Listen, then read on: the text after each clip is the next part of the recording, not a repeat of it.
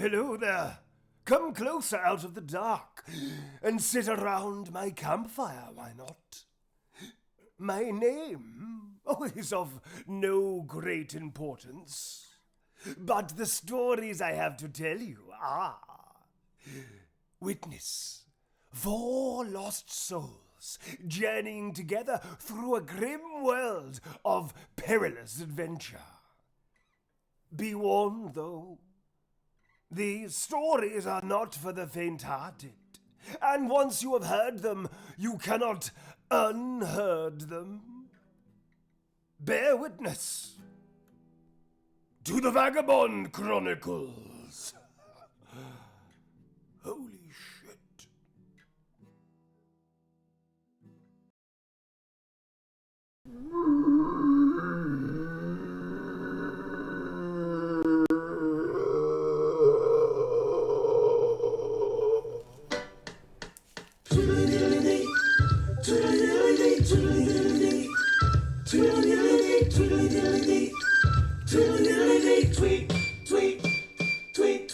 He screams on the cliff tops all day well, hopping and bopping and singing his spell. All the dead birds fly through the street, love to hear the leech go tweet, tweet, tweet, rockin' and cheat, tweet, tweet, tweet, rockin' and cheat, tweet, tweet, blow, rockin' and cheat, 'cause they're all gonna die tonight. Every fish swallowed, every human flees, every dead bird in the tall oak trees. The wise old monk and the vagabonds, flapping their wings and singing this song. Rockin' and cheat, tweet, tweet, tweet, rockin' and cheat, tweet, tweet, blow, rockin' and cheat, 'cause they're all gonna die tonight. All right.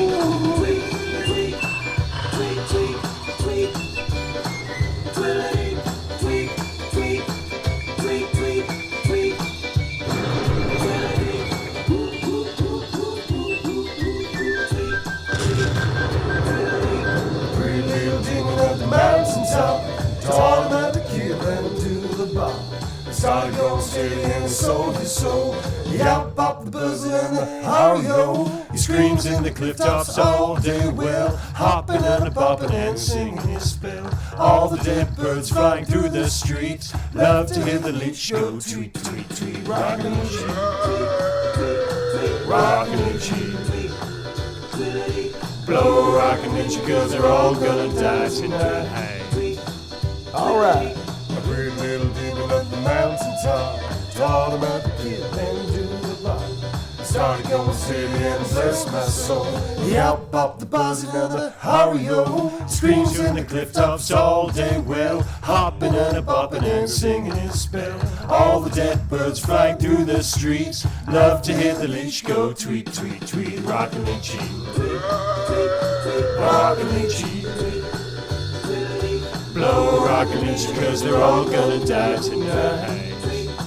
All right.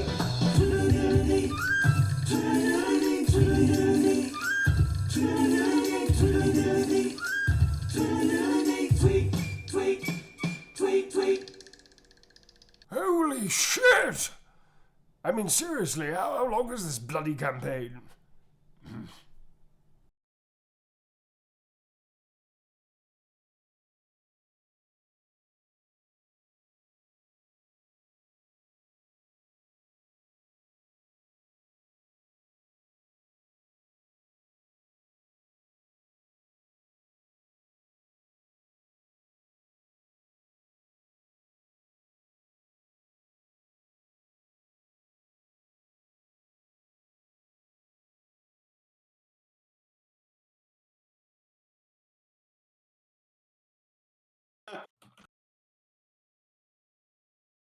Hi. Hello. Hi. Hello. I don't know what's happened to the sound here. Hi. What? Oh no! So what? Hang on. I Can you think, hear me? I Yeah, think we're people fine. can just hear me. Wait, Yeah. can you guys hear Neil? Who do you Hi, hear? I'm here now. Hi, we've had You can so many technical issues. I'm back on Oh now. my goodness. Hello there, and welcome to a horrendously technically ridden, like a fucking snafu's coming out the wazoo. version of Vagabond's Chronicles. Hi, folks. How you doing? I'm good. Can they hear me? They can hear you, they can hear me, they can hear Tom. We can't hear Clem yet, so we may have to call Clem. We're getting there. We're getting there. Folks, we're getting there. We've had a month off, and by gum, you can tell. Okay, so it's new headphones in. Clem, we can hear you. Don't say anything rude. Well, say something rude, which is funny. No, Yeah. you can't hear us. All right, so Hey, I'm just going to give a quick shout out to Nice Shorts, who just gifted 10 tier 1 subs. Thank you, not Nice sure why Shorts. Nice Shorts. We don't deserve that one, but thank you very much anyway. We appreciate Chat you. is saying, I've Neil, turned they're myself saying up. you're really low. Yeah, they're saying The irony of that is palpable. But, okay, so the fact that I'm low is interesting. I don't know if Clem's with us. We hope he is. He's here. He's on the board. We just might have to call him, man. So, yeah, this is going to be a little technical hiccups until we get sort of started. But thanks so much for hanging out anyway, folks, and for coming back time and time again, despite all this shit. And hello to the Vagabonds. How are you, Vagabonds? Hey. yeah, good. Hello. Clem, are you here yet, mate? Silence. No. No. Okay. No. You know his phone's gone off now as well. Like I was texting him, his phone's now no longer on. Oh no. Has somebody just dropped like what is it? Electric EMP like next to his house? And it's just like completely destroyed all technology. Does he have carrier pigeon? I think he has carrier pigeon. Let's find out Yeah, we what's heard up. him briefly, and then He's deafened himself. Clem, you have deafened yourself on Discord. Oh god. Alright, so you know what, let's just let him work out that he's pressed the wrong button. And yeah, you can't hear us. Okay, so anyway, folks, we're back, possibly, for chapter 34 of the campaign that just won't die, which is ironic because it's all about undead creatures. We're going to get into what the fuck happened last time because it's been a minute.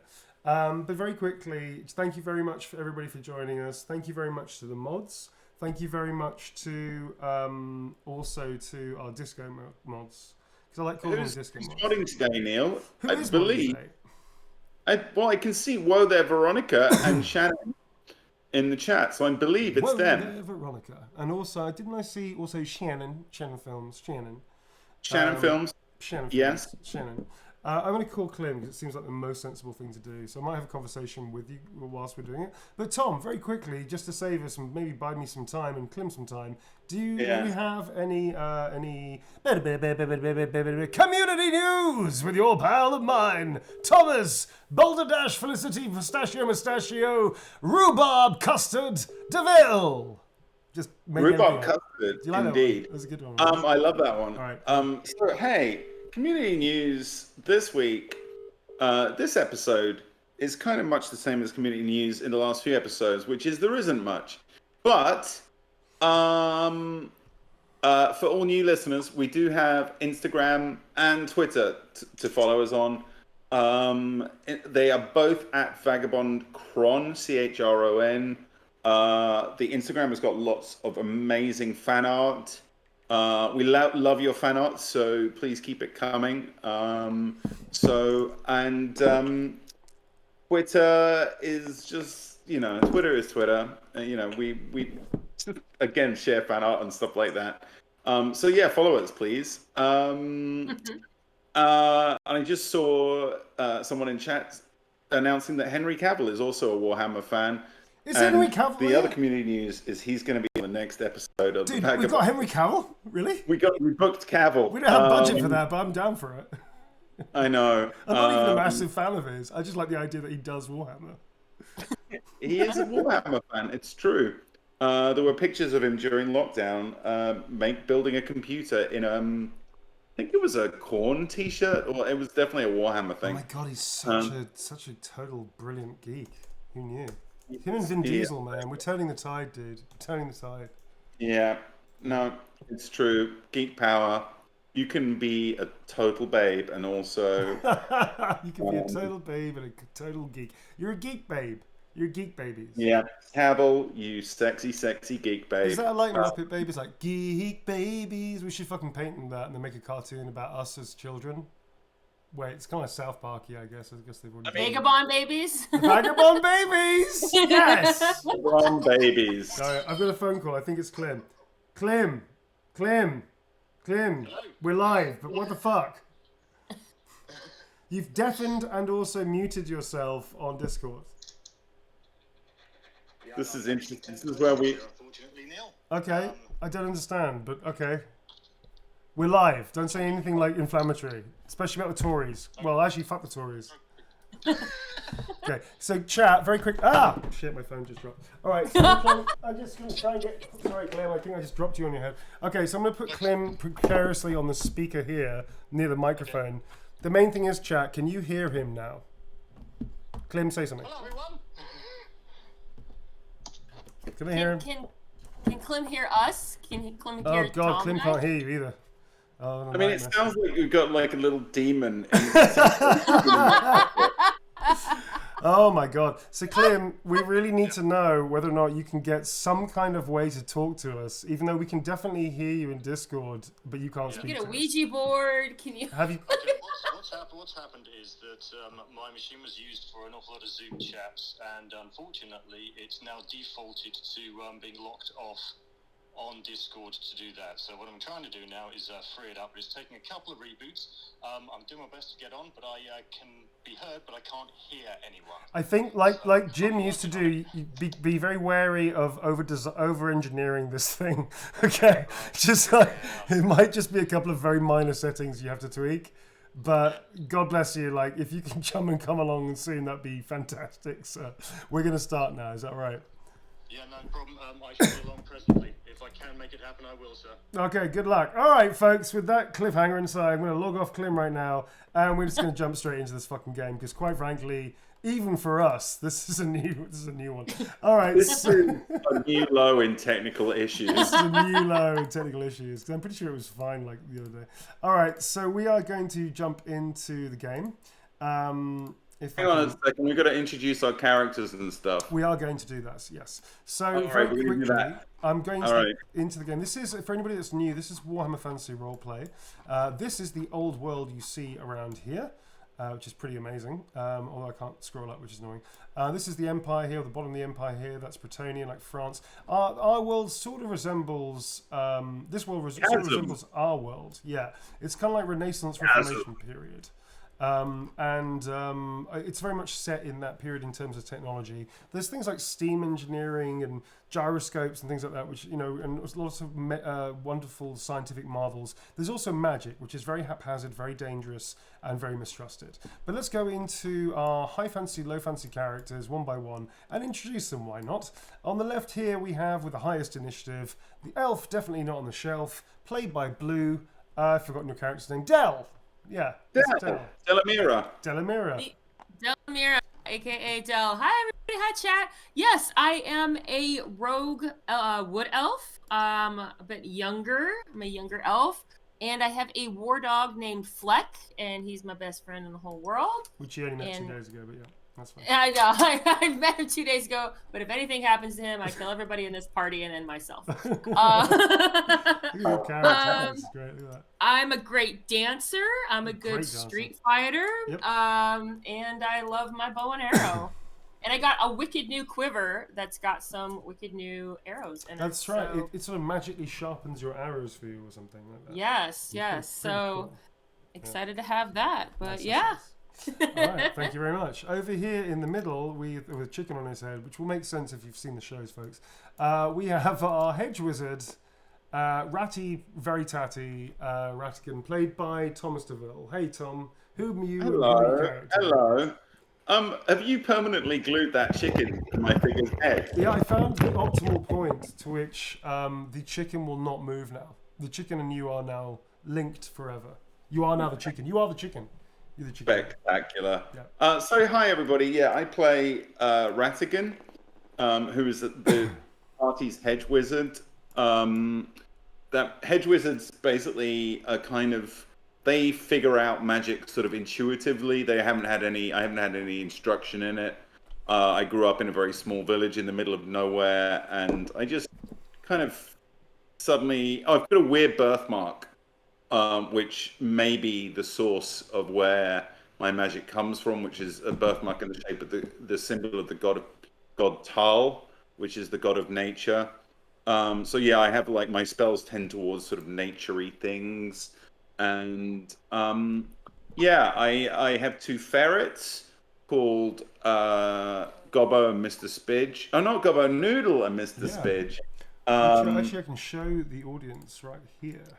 These two, look at that. By the way, these are all done by in Hero Forge by various members of the community, and they're pretty fucking amazing, I gotta say.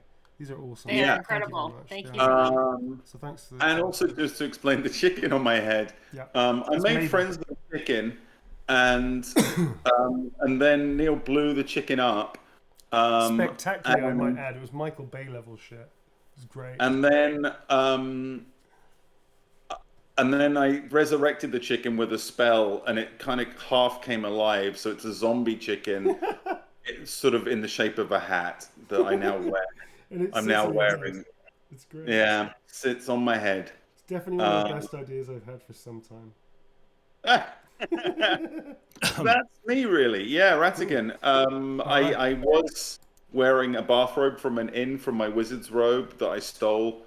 And that also got destroyed in the last... How did it get destroyed again? The bathrobe just got acid all over it and just got melted. Oh, yeah, acid. Yeah, that's it. So now I'm in my green robe. So actually, Hermaeus Rose did awesome art that's up on Twitter of Ratigan in his green robe. So that is not color correct now anymore, but we'll figure it out. That's okay. Anyway, that is me. Can you tell that I'm just sort of padding? No, but I think padding's worked because I think we have Clem back. Hi, Clem. Hello. Hi, Clem. I shall unclench all of our sphincters. Thank you very much for helping us clench them. Good gravy. So, God almighty. last but not least, with this awesome new figurine that we had last time as well, is it's a very complex character, this one. But this is Quint, who essentially is a sort of knight, unofficial knight, I would say. A knight wannabe, like in training. Quint is played by Clem, who just about made it. Clem, hi there. Thank you very much for your hard work. Would you want to take it away and explain your character whilst I get another drink to calm my nerves? Yes. Sorry, everybody. I'm really sorry about that. Okay. Anyway, I am the Brazilian wax rat boy, Quint. Well, he got burned, kind of melted. He got cast out of his group by effectively because he decided to get noble and be a really, really noble creature and try to become a knight. They didn't like that because they're all Skaven as well. Yeah, so effectively, yeah, not the best look, really. They're more sort of cowardly, hiding in a corner, that sort of thing. That's kind of what your Skaven do. So he went off to try and find a bold adventure and become, as I said, a knight. And he's kind of succeeded by joining the Vagabonds, kind of. Yes, in the same way that Del, in the multiverse, other life was actually basically saving the planet and becoming very rich and powerful. She joined the Vagabonds and none of that happened, and now she's stuck with them. Yeah, it's the same kind of thing. So that, in a nutshell, is me. and most importantly, I managed to get another drink. Okay, folks, so we're back into the action. So last time we had a very kind of cinematic ending to the last one. Our heroes managed to escape a cave just full of beetles, having fled the town of Frugelhofen. They were separated from the other party member, Bondo, played by Jim, who's on a sabbatical at the moment. And they watched him trying to lead off the undead birds who were attacking the villagers down, and also our heroes at the caves. And unfortunately, we don't know what's happened to Bondo. Well, you do if you watch the episode, but our characters don't. As far as they're concerned, he's gone off away from them, and they don't know where he is. They've also lost their other friend, Ziggy Hauptmann. Well, friend is a bit of a loose term, I guess. Working colleague, acquaintance, person they know, who's disappeared down the river, potentially over the waterfall, and they haven't seen him either. They entered La Maison Tal, which is the next as the army, the undead army that's been besieging them at every turn, is sweeping its way through the Frugal Valley, which is this valley here. This is the town of Frugalhofen, doesn't exist anymore. As it's sweeping its way westward through the valley, its next destination is La Maison Tal. However, unlike every the other destinations, this is not one that can be abandoned, as this is a holy site to the Lord Tal, who is the god, the hippie sandal-wearing god of nature. And he's a big favourite with Tom. And last we saw, they were entering in. They literally entered the gates. They see villagers and monks running around, billeting the refugees, trying to tend to the wounded in the main centre, which is here. This is this sort of like T shape as the actual main church monastery part. These are all buildings and outhouses and storerooms and whatnot around inside this palisade. It's a very large palisade. Please don't let the models fool you. This is actually not to scale at all, and this is a very, very large clearing surrounded by a big forest like this, and there is also a river going through it too as well. So vagabonds, as you enter into La Maison Tal, or at least the boundaries around it, you see that everybody is busy doing something. There are people running from all left, right, and centre. Some are wounded, some of who you've seen and know. Others are people that live here, support villagers and farmers that work the area. There are people in panic. There are monks trying to calm everybody. And you do see a couple of adventurers here and there from the other parties of people that were sent out to find the Blue-Blooded Bandits' burial tombs so long ago, which feels like a lifetime ago. It's only been about a week or so. You also see a couple of people, the survivors from Frugalhofen. You see some of the dwarves as well, who are all entering into the main monastery. You've just had the little acolyte who's told you that the master of the house, Jean-Michel, would like to speak to you. I think it's Jean-Michel. That may not be canon anymore, folks. I've totally forgotten his name. Let's go with Jean-Michel. Anyway, he's the leader of... He's now the leader. He was actually just an accountant, but now he's the leader of La Maison Tal. So anyway, he'd like to see you on a matter of great import. What are you all going to do, folks? You're all pretty beaten up. I mean, how are you all doing? You're on 0 wounds, I hope. One wound. Yeah, we're pretty badly shagged. Pretty fucked up, aren't you? Yeah. Thanks. So, are we talking to the acolyte? I take it. Yeah, he's actually scurried off. He's going to go and help an old lady who's just had the news that her son, who was killed in the Frugalhofen disaster, the massacre, and is sort of like it needs emotional support and is in a bit of shock at the moment. So he's being a good egg and helping her. Okay, I suggest then, ladies and gentlemen, that we go have a chat with our erstwhile master monk. The one thing, Quint, you've never been around this many number of human beings, and also you've never been inside. This, for you, by the way, is what a human city looks like. Right. This is you. If somebody said this is a human city, you'd say yes, it is. You've seen pictures of them, but have never been in one. And also, you're not exactly comfortable with. I mean, let's not forget the fact that you are technically a Skaven, even if you've sort of given up your Skaven-y ways and become a knight of the Lady of the Lake. But essentially, you are still a Skaven, and these are monks, and some of the orders like Ulrich and things like that. They literally, one of their tenets is to destroy mutants and ratmen. So it's up to you how you feel right now. But anyway, the Vagabonds are technically still your friends at the moment. Cool. But I mean, if we have an offer there to talk to the head of this thing, and we know exactly what's turning up, I think I'm going to have to swallow it to actually have a chat with the master monk, because quite frankly, as a fairly well military-based Skaven, I think I could be of service here. Okey-dokey. Isn't the problem though? I mean, the problem is.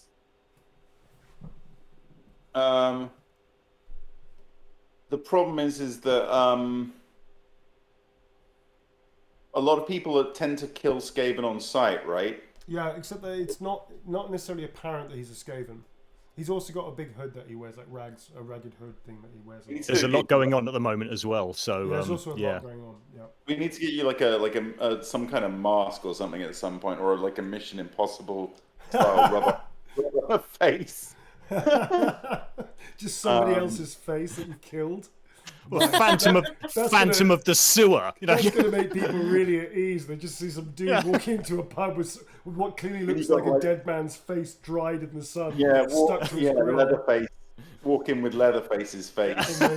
Hello, I'd like a room, please. I'm Mr. Skaven. I am a good person. I'm a good person. Skaven, hate them. Yeah. Was that some cheese? I mean, just, you might want to really think this through, dudes. All right. So right, if you think so basically what you're saying is that he does pass at a glance as human, right? Because of his burns. Basically, he looks like an avocado that's made love to a tangerine left out to dry and die in the sun, and then got burnt. It's like he looks like a boiled egg that's been spoken to badly, and then starts taking those words to heart, and just shrivels and dies inside a little bit. Oh boy! Yeah, draw that cue to all the wonderful people on Discord. He looks like a prune that has been smashed against the wall, peeled off, and then somehow reassembled back into a face. That's kind of what his face looks like. You're really enjoying this, aren't you? I'm sort of enjoying it a little bit. Yeah. So that's, I guess, that's all the description you need. Yeah. We're going to go and see Jean-Michel. Yeah, please. Yeah. Okay. You wander over towards the Maison Town Monastery itself, which is this sort of T building here. I'm going to try and draw the building here as we're talking. As you enter, the doors are flung wide open. Neil, can you just give us an idea of the scale of this place? Is it like the size of a small town, or is it more like? It's like a very large village, I would say.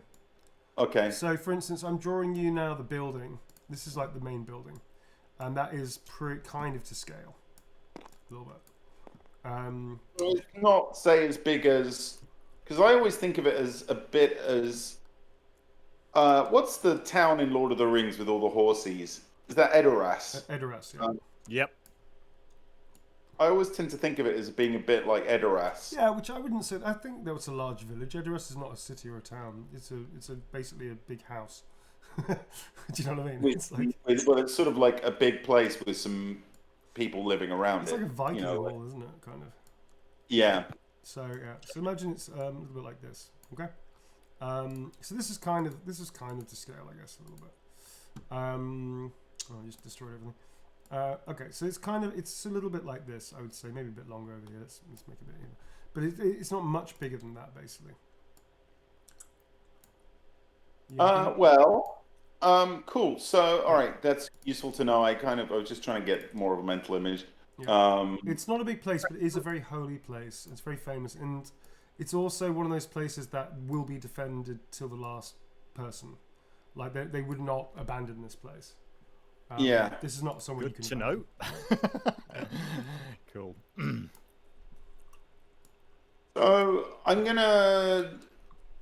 Yeah. All right. So we're gonna go and approach Jean-Michel Jarre.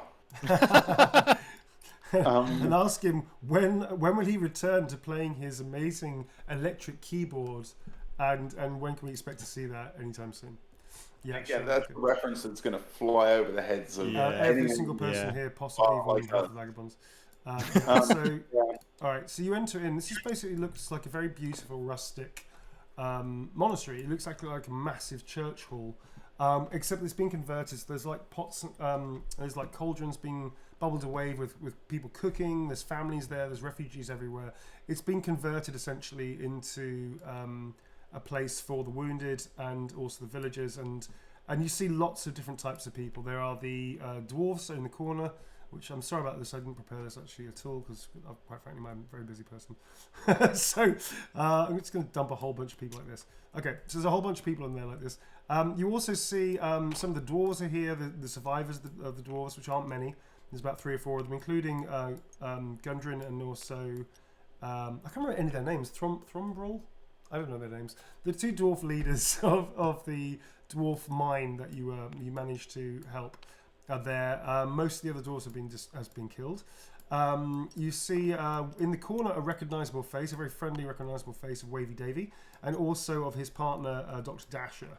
And they are currently Dr. Dasher is helping some of the wounded people. He's also talking to some of the monks and trying to help them organize the materials better to be able to distribute like food, that kind of stuff, and healing, etc., etc. You also see Vernick, the Vernick family, what's left of them. It's just the mother, I think the 2 kids, and the grandfather, and Emmerich, I think, is the last person there as well. Everybody else died very sadly. And you can see some of the monks in the distance, like running to and fro into the main hall over here. What do you want to do, folks? Is Jean-Michel around or not at all? No, he's well, you don't know. You've never been here before, but Right. I think. Did they just say, "Oh, Jean-Michel wants to see you," and then just leave us to it? I think so. Yes. Yeah, it's not like it's a military institution where you need like fucking key cards to go into a monastery. It's a fucking monastery, dude. It's like you go in, you go, "Where's Jean-Michel?" He's over there. All right, thanks very much, folks. Cheers. We'll just show ourselves around because it's a fucking monastery, Tom. It's like Okay, it doesn't have those kind of protocols, man. I'm just gonna be like, we go over here? Do we go over this way? Yeah, you can annoy everybody and ask every single person, including the people that are saying, "Oh my God, you're alive," or "How are you doing?" and ignore them and say, "Do we go over here?" That I will allow. That's funny. Okay, I've got a quick question. Right. On walking in and taking a look at the number of people, roughly how many people do I think we have round here defending this village? Okay, that's cool. Do you have estimate skill? No, I do not. A skill? Yeah, it totally is a skill. He has He has what, sorry? he has eyes and he can count, right? That's another thing. That's a whole other thing. Don't forget that most beings in this world are either illiterate or just stupid. So actually, surprisingly, not that many people could make that call. You can take a quick head Is count. estimate skill the one that comes really in handy if you have to guess how many beans are in a jar at the fair? Exactly. Yeah, it's the one. You time damn well win skill's that excellent. prize. I'm pretty sure I gave him smelling as a skill as well. You can make basically make an intelligence test to get it right, or I'll give you a best guess. So, I mean, fuck it. Actually, this is a ridiculous thing to do. I'm really off my game today. You don't need to test. It's fine. You reckon from the people that you've seen, the people in here. I mean, this is a really wild guess based on just the people you've seen. But maybe out of the 100 or so people, maybe the 150 people that you think you've seen around this area roughly. You think just under half of them could be any use in a fight, maybe, and that's assuming that they've actually trained in fighting. Okay, what is it? How many of them of that number which can't fight do you think could actually wield a spade and do some hard work? They could all do that the hard work. I see. Okay, probably most of them. Yeah, they're all farmers and villagers and stuff like that. So about 50% fighters, but the rest of them could possibly actually help bolster defenses. That's cool. Okay, cool. I like it. I dig it. All right. The Skaven in you is finding Raison d'etre. Very cool. Okay, Storm vermin, man. You are actually. Yeah, they don't know that, but yeah, that's actually ex-storm vermin. All right, cool. So you start appraising things and squeaking around. In fact, you sort of go, "Oh, yes, yes, defendable." And you hear this squeak. And then as you squeak, like this dude walks past you and just goes, "Hey, did somebody squeak? Did you hear a squeak? Is it a rat in here?" No, it's just I have a cold. I have a cold. All right, well, Gesundheit. And he sort of walks off, giving you the very Thank you, sir. A long, weird look as he walks off. Blue, what do you want to do? You're surrounded by humans. They smell really bad. Me? Yeah. No, I would too. I'm still like looking around and observing, and I'm on the same page as Quint here. Yeah, I would too would like to see. From what they just told us is that he said it was urgent, so I think that we should be able to urgently go and see him, and they shouldn't really give us a hard time about that. You know, maybe we can do like a hitman thing and like bludgeon one of the dudes unconscious and then steal his outfit and pretend to be a monk. What do you think, Tom? Think that would work? I think That's a good idea, Neil. Actually, would that fit into not the bludgeoning, but the stealing of a monk's outfit. I like that. I might use that. Thanks for that. I feel that Neil is trying to engineer a fight. I am already. not trying to engineer. I'm not trying to I'm just trying to engineer a disguise here. Maybe Can I ask as well? Like, do I feel any? I mean, we've been here before. Yeah. Do I feel any weird affinity with this place? You do actually. But do me a favour. Make a willpower test. You're wandering through towards what you're actually leading the party because you know where Jean-Michel's chambers are more or less, because you've been there before. But make a willpower test, and I'll If you give me some kind of mad like fear or some shit like that, It's not a fear. That's a cool test, dude. That's. And I usually start laughing whenever I ask you to do things like that. Right, I'm rolling. My willpower. That's a critical pass. 004. Holy shit! I know. Well, no, folks. I got that for the least important roll. Channel that Tal. All right, folks. So for new people, this is a percentile-based game, just like natural 20s and 01s. 01, 05 is actually a critical success. We'll succeed no matter what the odds. 96 to 100 is the best thing that I can ever see because I'm a games master and I'm vindictive, and it basically means that our heroes are done for, and usually like the worst possible thing. Nobody's even heard of the worst possible thing that happened to them will happen to them. This, however, is a natural success, and actually will give you something quite cool. So, Tom, I'm gonna give you. You're gonna have to go with me on this one, mate. So I'm gonna give you like an epiphany moment. There is actually a natural tree in the center of this hall. And above it is a skylight, and the light shines down. As you pass the tree by, and you're sort of like all talking, one of the dwarves like waves over to you and like shouts, "Oh, glad you could make it, manling," and things like that. Tom, you sort of wander away from the party. You seem drawn to the tree, and you sort of your hand almost like without you being completely conscious of the movement, your hand reaches out and touches the bark of the tree. Suddenly, the chapel goes dark, as if night has fallen. Hanging in the air above the altar is a vision of an ornate chest. There's an altar just like to the side of the tree over here. You see an ornate chest. A green sickly light pours through the crack between the chest and its closed lid. A rat runs across the lid of the chest, and the lid opens, flooding the chapel with green light for an instant before the vision disappears. And then suddenly, like a kind of like sound and movement, and your whole vision blurs and then unblurs and light floods, and the scene is as it was before, and you realise that nobody else saw this, just you. You had a vision, basically. Okay, cool. Interesting. Yeah. Vision of green light from chest. Yes. Rats running across the lid of the chest, lid opens, flooding the chapel with green light. Is that a Quint reference? I don't know. I don't know, man. I don't know. Listen, I'm not a god. I'm a demigod who eats fate points. I don't know such things. It's way above my pay level, mate. Just want to point out there that Neil just called himself a demigod. Yeah, I wouldn't be so arrogant to say I'm a god. I'm a demigod. This is Sad Neil, my avatar, who eats fate points. You know what I'm talking about. I've got a cold at the moment, which is why I sound a bit like a bricklayer, like a Londoner. All right, mate. I've got a really weird cold. It's not COVID, folks. I've been tested through the eyeballs, but it is a really fun cold I'm having right now. All right, folks. So with that in mind, Thomas and whomever else is with you, Blue, is there anything you want to do? You can see around. You can see the villagers that you've met before, the Vernicas as well. The grandfather is there, who's sort of adding a poultice to somebody's knee and is sort of like taking somebody else's temperature. He's like multitasking. He's like doing medical things, and he looks like he's medical trained. Emmerich is sort of like with his wife, just like holding her, and she's sort of like really upset, and they're both talking to each other, and the children are there gratefully, but are just sort of looking bored and throwing rocks against the wall. What do you want to do? Fleck is sort of sniffing around for food, you think? He's sort of wandered off a little bit and sniffing around. Yeah, I was going to ask what Fleck's behavior is. Does he seem pretty chill? He's pretty happy. He on There's alert? loads of people, like, and every now and again somebody grabs him and pets him a little bit, like scratches him behind the ear. So he's having a great time. This is basically the doggy equivalent of a social. Yeah, he's having a great time. He's having a great time. Good boy. Good boy. No.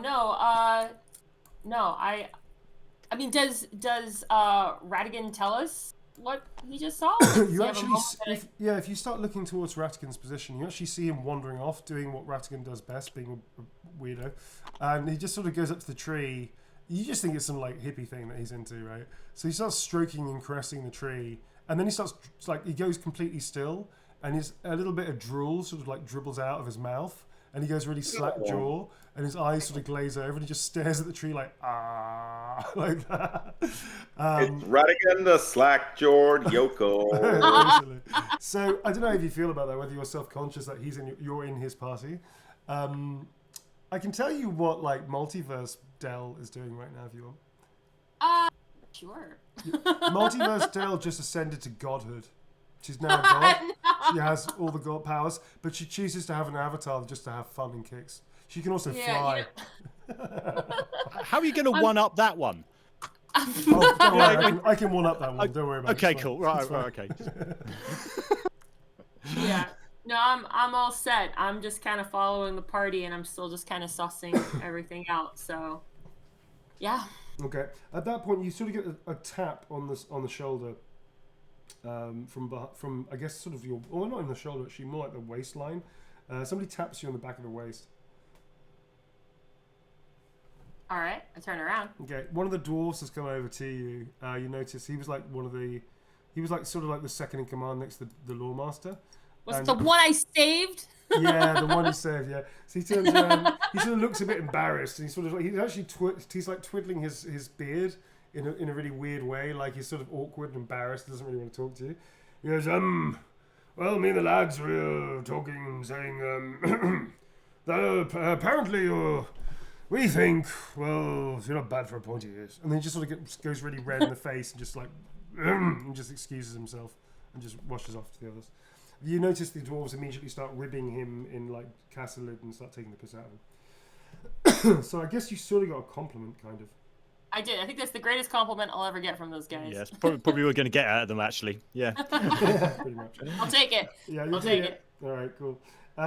So you also see, there's no sign of the assassin, the elf assassin, mercenary type woman. You can't see Albie, the guy who was pretty much in love with her. You do, however, see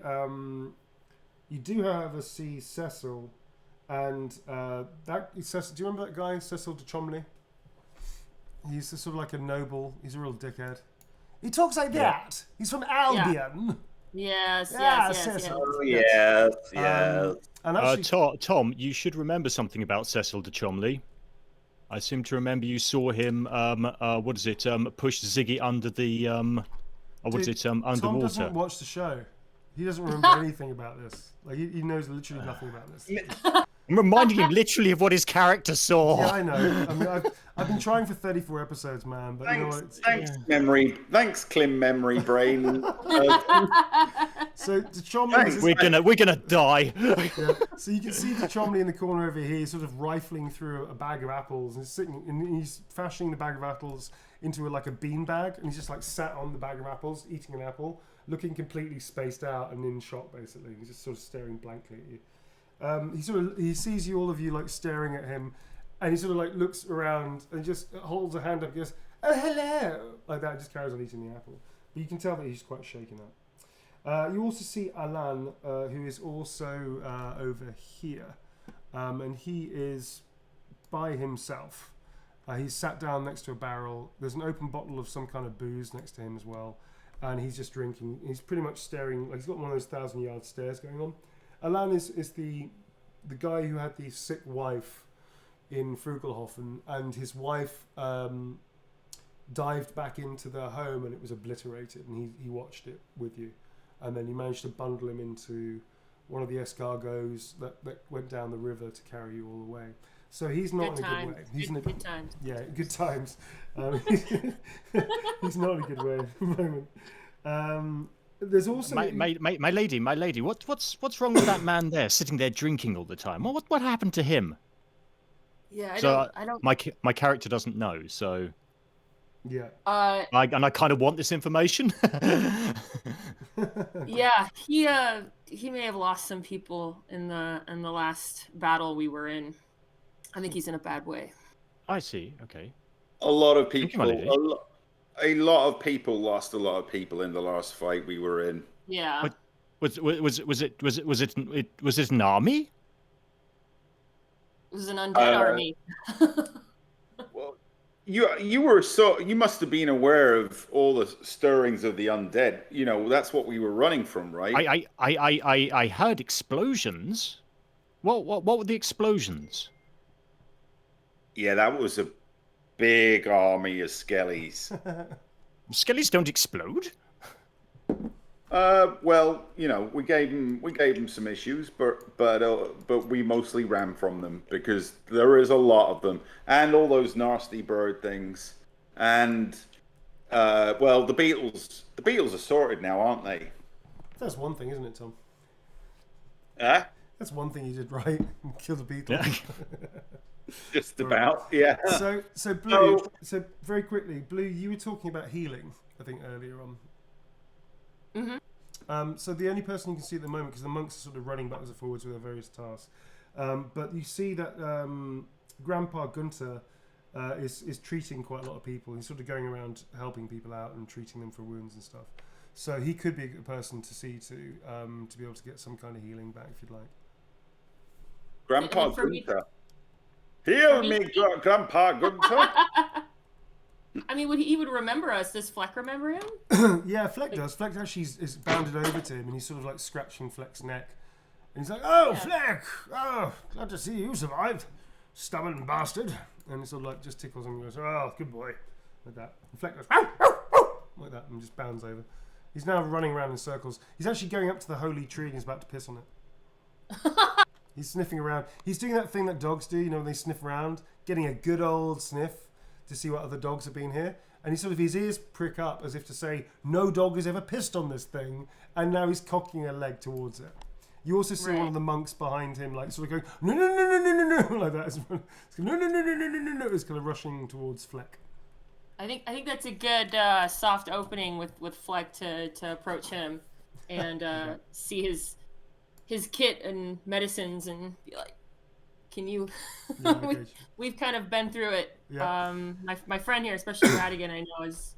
Okay, so Gunter's sort of like going no no no no no no no, and he sort of like come up to him at the same time. Fleck sort of goes oh, and he sort of like sniffs a little bit again and looks slightly reproached and then sort of darts behind you and falls into step with you as you sort of come around. Gunter looks at you and just scoffs and goes, oh, another bloody hero. What do you want? You have that look about you. We've been through a lot here. Glad to see that you and the rest of your family have made it here safely. Can't help but notice you have those that you are tending to wounds. I don't know what the triage situation looks like, but I have some friends here that could be taken care of if you have the time and inclination to help us with this. He sort of goes, he turns and he goes down, he sort of kneels down to this guy here who's actually lying on the floor. And this is a farmer who looks pretty badly wounded. Over his shoulder he goes, you look healthy enough to me. You're still walking for a start, which is more than I can say for most of these. I reckon you'll last until I get round to you, and there's some here who won't, so excuse me while I tend those who need it most. I'll come and see you later. As he speaks, the peasant he's treating actually reaches up with a frail, trembling arm and goes, no! No! The voice is quavering and barely audible. Well, I didn't do that audibly. I did it too audibly. It needs to be less audible. Wait. No! There you go. How's that? Yeah. Can you barely hear that? Okay. No! Treat them! They must be strong to protect us all. No one's going to miss one farmer. I mean, what use am I really? My farm's not here. What am I going to do? Like, till the apples? He's sitting on them. And he sounds really bad. You know, he sounds like in a bad way. But basically, he's sort of like trying to tell him to treat you first, kind of thing. I'll take it.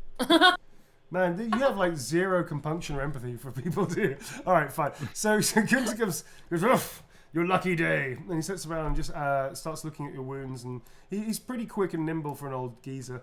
How many wounds were you on? You're on full health. No, I was full health. I said for my friends. Oh, your friend. Okay. I know yeah. Right. So Ratty is in a bad way. Right, okay. I'm still being slightly slack-jawed after my vision experience. I'm sort of bobbling along. You're just I imagine that Della's kind of grabbed hold of me and has just sort of pulled me over. Yes. I stumble your way back to the medic. Okay, cool. All right.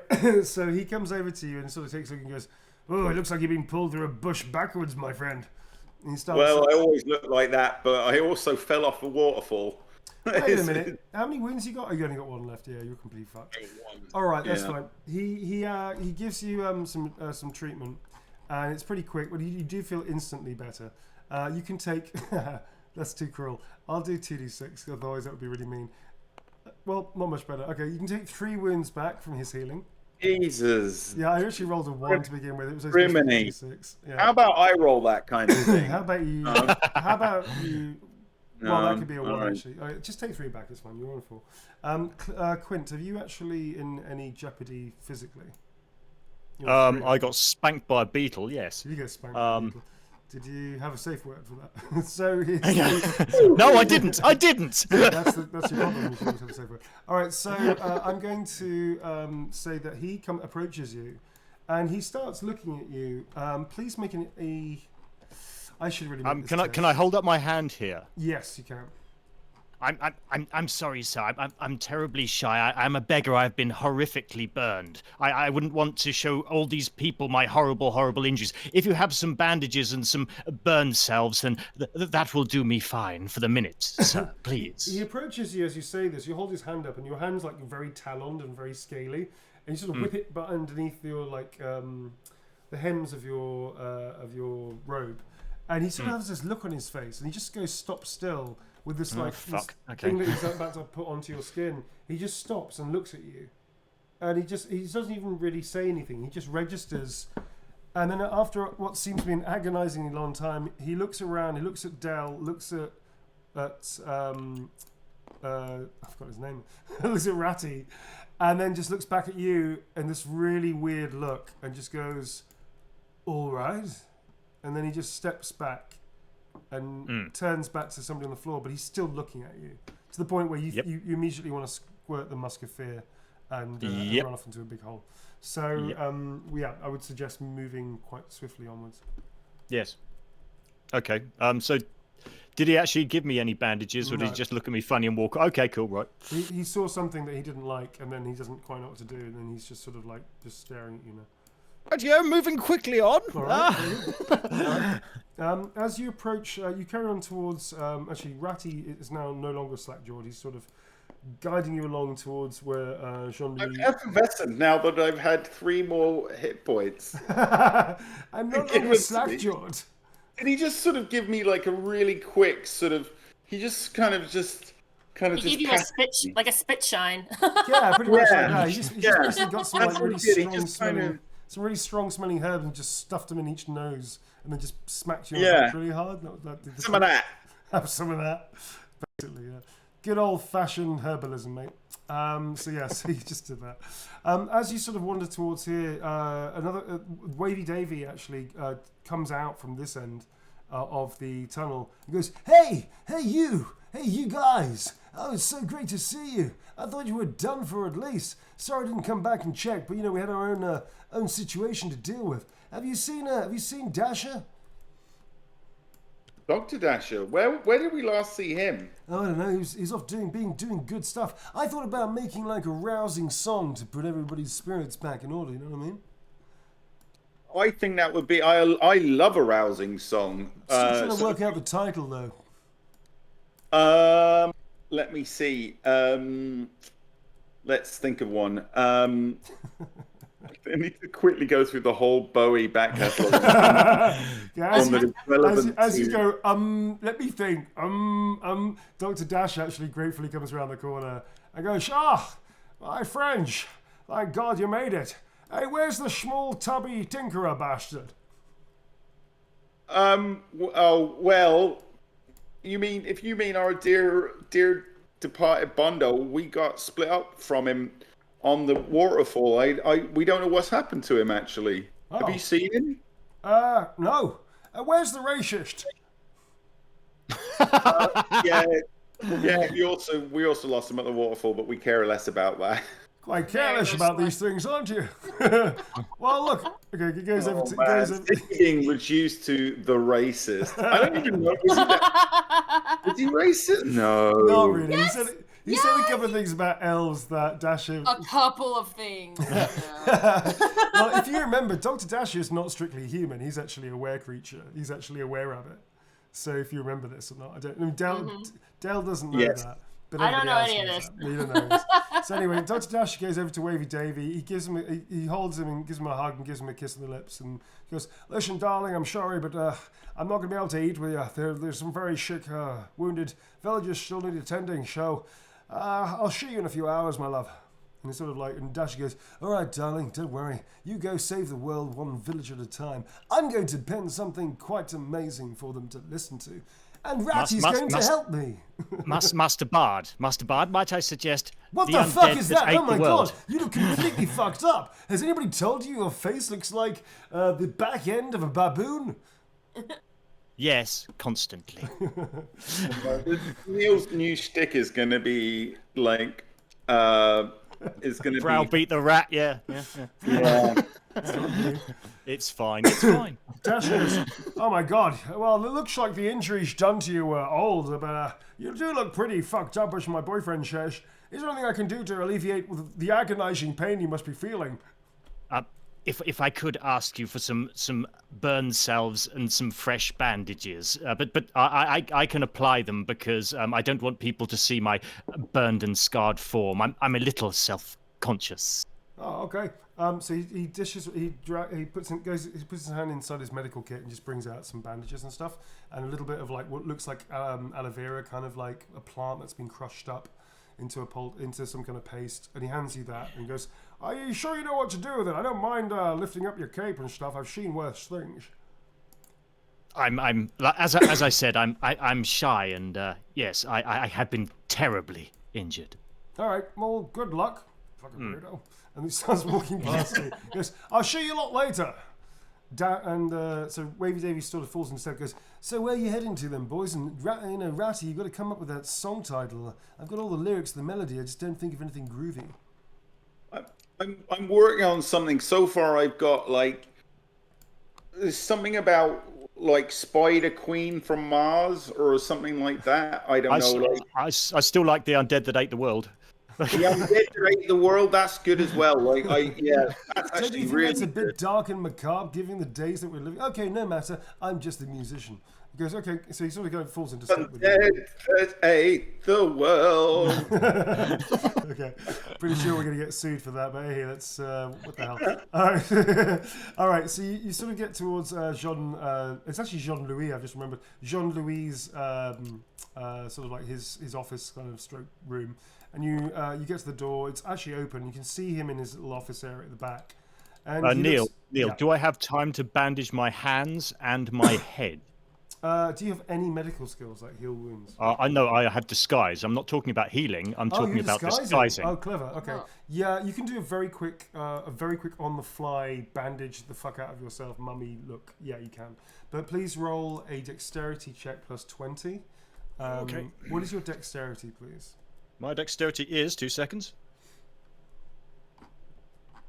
Well, actually, it's not too bad. It's 45. So that's 65% chance on D100. 65 or under you need to get. So. Right, just looking for dice. And there we are.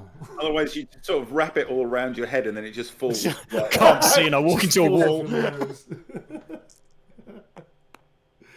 57, that's a pass. Okay, Cool. So 57. So yeah, you wrap it around whichever ratty bits you think are most ratty-like at the moment. Cool. And you sort of like, basically you're now like a really bad burn victim. So now you look like you're a burn victim right now. You look pretty wrapped up. Right. Sort of, you notice that Wavy Davy, as apparently this dude is known, this troubadour is known, is looking at you with these very kind of like empathetic eyes. And he sort of puts a hand on and goes, "Oh, you horribly ugly man. You must be in so much pain. I'd give you a hug, but it would probably cause you agonizing grief." Thank you for your kindness, but yes, it would. Right. At that point, you manage to enter into Jean-Louis, who's been calling you over. He sort of goes, "Mes amis," stands up from behind his desk, and he goes to to greet you. "Mes amis, it is good to see all of you. But wait, you are missing some of your party, and there are new people here I do not recognize. Ratty, as I think you are the only one I know, apart from, of course, Monsieur Davy over here." Well, yeah, we've been through some rough times, I don't mind telling you, since we went off to look at your barrels a week ago. Oh, yes, we have. Yeah, it got a bit rough. Basically, that way, I point up past the way of the waterfall. That way, just a lot of trouble. Skellies, giant bird-like monsters, beetles. Not good. We've had a rough time. Look at me. Basically, all of us are looking pretty bedraggled, right? Yeah. He goes, yes, the acolyte who met you at the door has told me of the information you imparted to him about undead. Well, no, just fuck the chicken. There you go. The chicken's back. But the undead army moving westward towards our position. I believe, mes amis, I know what is going on, but this is going to take some explanation.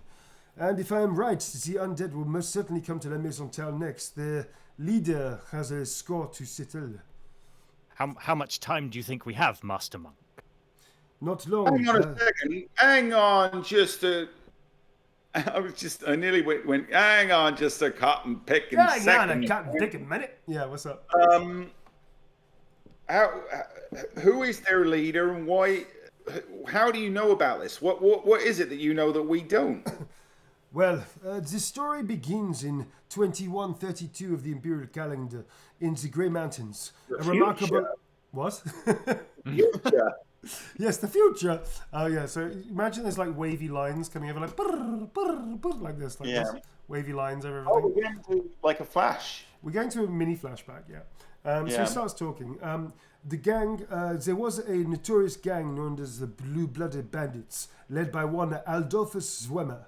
The gang preyed on the area of the Grey Mountains between Elmgart Pass and the upper reaches of the River Bergen. So basically, folks, it's kind of like around here. It's just slightly north of there. Is where they were talking about.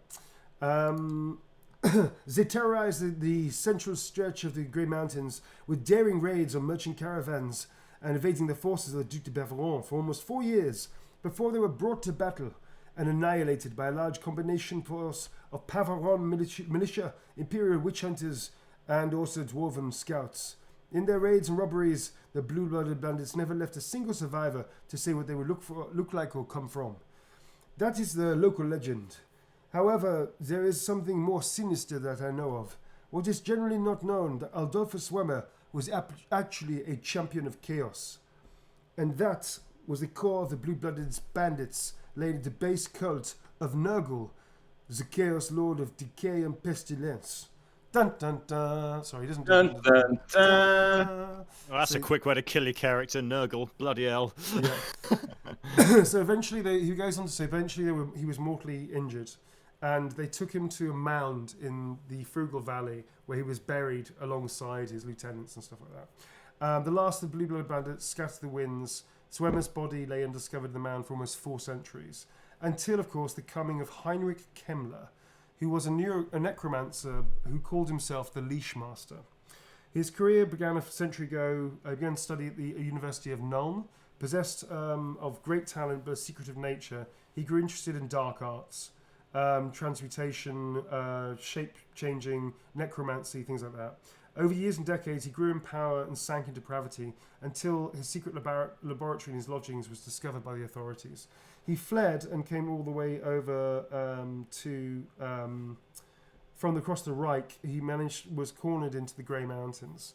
Kemmler came to the remote monastery of La Maison Tau, and he received him. The monks received him courteously, and he had thought he'd found safe haven. However, René de Muscadet, who is the former head of the monastery, who died actually only a week before you arrived, caught Kemmler off guard and attacked him. He struck him with a staff, a rare and powerful item, which left him permanently drained of magical items. Somehow, some way, Kemmler has not only managed to come back to his full power, seemingly, but has also raised the dead of the blue-blooded bandits and is using them as part of his army. So, but of why he doesn't know, how he doesn't know this has happened. However, the evidence is pretty clear that this is going on, and if that's the case, then they're up against a formidable enemy, and he has a personal vendetta to La Maison Tau. I mean, yeah, that's it.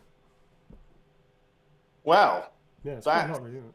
Wow. That was quite a lot. So just to resume, give us the rundown. Bandits, leader involved in chaos. Yeah.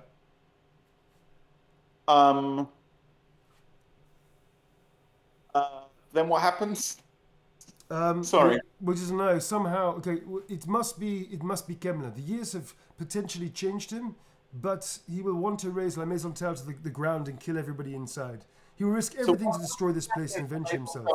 Is it just that he's an evil, like, chaotic... He was betrayed. He was a necromancer that fled from Nuln. He was betrayed by the last lord of this place and is now going to exact revenge. Somehow he's come back to his powers. We don't know how. But he's come back to his powers. He's gonna raise La Maison Tell to the ground. Okay. Yeah. All right. Hey, thank you. I just want to say quickly thank you to Nolan Hazelrot for gifting some subs there. Thanks, Nolan. Sorry, carry on. Let's carry on. But then how would he do this with just an army and just birds? Surely he would need siege engines or something to actually break down the doors. There's no doubt the undead are at large must be dealt with. I do not know what other powers he possesses, but they are a threat. Believe me, he will do nothing but destroy this place, regardless of how long it takes. They believe me. They have got siege weaponry. That they were flinging big exploding skulls at us. They have siege weapons. Master Monk, I must talk to you with some urgency. This is a serious issue. They could be down through this wall in minutes. We must act. Listen to the little ratty man. Is what I say to Jean Michel. Oh God! I mean, I don't know. We met him in a cave under a waterfall, but he sounds like he knows what he's talking about, and that for me counts for a lot. My dear hedge friend, I am not rat-like. I am burned, and my skin is folded. This is why I am hunched. You know that. I told you. I know too. I mean, in the same way that like some people, like I look a bit like a dog. Del, she looks a bit like a cat. You just look a little bit like a rat. That's all I'm saying. No, that's all. I know you're a person. I'm sorry to interrupt whatever this is. We must act quickly. I'm sending word to Grenier shortly. They will go to Pavaron and the Duke. An army will be here in 3 or 4 days. All we need to do is hold off till then.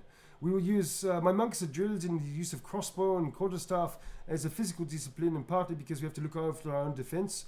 And there are others here, the dwarves, the other people you rescued. We will band together and do this. However, there is one more thing I must discuss with you. You know as much of this business as anyone else living, so I should tell you everything. My old tutor and predecessor did not live long after his vision of Kemmler coming back, but he told me of one more thing. He was skilled in the magical arts, spending many years, and apparently there is a magical equipment in the crypt which he said would save La Maison Tell from Kemmler. He did not say precisely what. An evil to fight a greater evil is all he said. He kept his magical activities to himself and used a laboratory in the crypt lest anyone here should be tempted to meddle with them and bring unknown dangers upon us. The laboratory is here somewhere in the crypt. The knowledge of its whereabouts died with him. There is a secret entrance somewhere in the crypt, I seem to remember, as a young initiate, with magical guards and protections to prevent anyone but himself. In the name of Tal, in La Maison Tal and life itself, I ask you to go into that crypt, find the great weapon of which I am told, bring it forth to save us. I saw on your faces you do not believe that we can hold out, and the rat man that you said, I presume, a nickname, a quite unfair one, I must say, do not believe we can hold out. This weapon, whatever it is, could be our only hope, especially if what I hear is true. The fallen of both sides have rose up anew against you in Frugelhofen. While you try to find this weapon, the rest of us will finish organizing the defenses. The dwarves are capable, organized, and I believe 1 or 2 of the men from Frugelhofen have experience of soldiering. Preparations are well in hand, and everyone has been fed, rested, and their wounds tended. No one knows when the undead will arrive. Please hurry.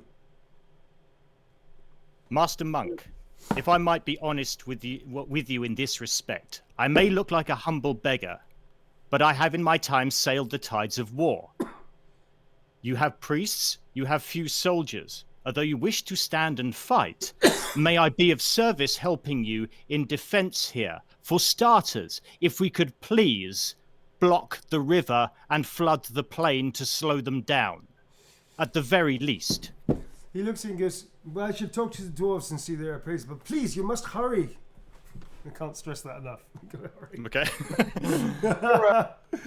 At that point, I come forward and I suggest, Vagabonds, we need a little huddle here. We need a little moment just to figure out our plan, right? Okay, Wavy Davy goes, oh, great, a huddle. That's a fantastic idea. I'll go in the middle and I'll go first, okay?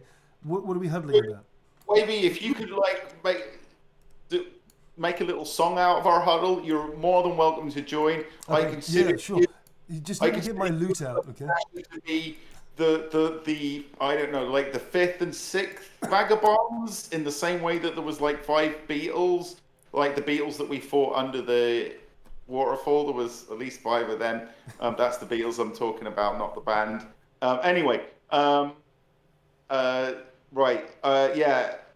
If you want to join in, then by all means, I consider you brothers in arms. And I hold out my arms and waggle them a lot. There was a young hedge wizard who rambled a lot. He didn't know much, but he gave it a shot. He tried to do a plan so well. I had to tell him he'd be better off dropping down a well. He just goes, bring. Yes, that was pretty good. I'm going to try and find some more lyrics to it. He just wanders off, because quite frankly, what the fuck, folks? Come on. You're going to get an album out of us. You're going to get an album out of us. So, okay, out of narrative, folks, what's the huddle as PCs? You're most welcome to do so. Master Rattigan, what do you suggest we do? No one has seen this crypt in hundreds of years. Well, possibly. I mean, is it an idea to split us up and like some of us stay here and work on the fences and some of us go try and find? It's a big no, Tom. I'm going to say don't split the party at this point. Never party. No, I say we go. It's the #1 cause of party death is splitting the party. Well. He's basically made it very clear the dwarves are actually in control of all the engineering stuff. And they are dwarves, man. They know their shit. I just know that Quint is itching to get involved in tactics. I'm adaptable. It's fine. That's cool. If this is a better plan, the main issue I have is that we don't know exactly where we're going. That's kind of a big thing. If it's somewhere in a crypt, then we can search the crypts, I suppose, unless anyone has any better ideas, because it was supposed to be somewhere underneath Maisontel. So that's, was it wine cellars, cheese cellars, any sort of crypt round here at all? I don't know. I'm open to ideas. Well, if we're all going to stick together, then let's. I mean, we can ask. Jean-Michel for more advice on where he suspects it might be. Yeah, he's already told you it's in the crypt itself. I mean, the crypt is underneath the I mean, I've got to point out, guys, that going to a crypt when we're up against undead, kind of a creepy thing to do. Dangerous. Dangerous thing to do. Your concerns are well noted. Now, the crypt apparently is underneath the La Maisontal, and he's happy to show you down, he says. And he's got the key. He's actually bringing the key forth from his robes as he's speaking that. So clearly time is of the essence. I mean, we're talking about maybe hours, maybe half a day, maybe a day if you're lucky, before this undead army sort of descends. Does he have a map? Any sort of map that we can utilize? Sort of. He basically, I'll plot the structure out based on the conversation you have with him. So he basically talks about like this large chamber, and then there's like a sort of like mini chamber with a couple of rooms in it, and then there's a larger chamber at the end there. And somewhere in here there is a secret entrance to a laboratory. So it's like this. Ooh. Does that make sense? Like this, like that. And this is directly underneath. There's actually a stairwell that leads from the main area into, which I've drawn over here. These are the stairs going down. And when was the last time somebody has been in, like, since it's been opened? Yeah, that was going to be my next question, yeah. The last time someone was down this crypt was probably a few days ago. He himself went down trying to find this thing. He just can't find it. But then he's not an adventurer. The stairs actually to the crypt are actually here, right behind you. So this is literally where the staircase is to go down. So it's not like it's a hidden staircase, hidden crypt. It's a crypt. There's an iron gate at the front, little small iron gate here, which he opens as well with a key.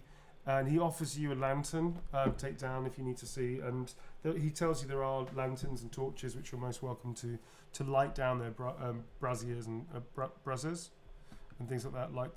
You can light yourself when you get down there. Do we expect any dangers down there? Has he seen anything? Have they heard anything? He laughs and goes, "This is La Maison Tal, the home of Tal. There are no dangers here apart from what you bring with yourself." Okay. I would keep that bow handy, my lady. I actually imagine Del answering him exactly like that. Okay. Okay. Okay. Okay, boo. All right. Okay. One last thing. Can I ask the master monk if I can get some monk's robes, because these what is it? These tomb clothes do not befit me. He looks at you and sort of his nose wrinkles a bit because he's got very close to you now. He sort of goes, "Yes, of course. Attends." He goes like that. Just calls out, "Mikhail," and you see Mikhail is running past. Apparently, one of the acolytes. He says something in Bretonnian to him, and he goes, "Oui, oui." Then he rushes off and goes to grab. He brings back very quickly from a store cupboard nearby a full set of robes, which actually are these robes that you're wearing in your character model. And I knew I'd get there eventually. Yeah, so these are your character model robes. Actually, what you're actually wearing now. These green talite robes. They've got a symbol of Toll on the side of the left breast, for instance. And the disguise just gets better. Fantastic. Cool. Alrighty. So you're at the top of these stairs. Jean-Louis is sort of waving to you, kind of with a hurrying motion. And what are you going to do, folks? So I guess we're gonna go look, right? I mean, Yeah. I could maybe. Is there any?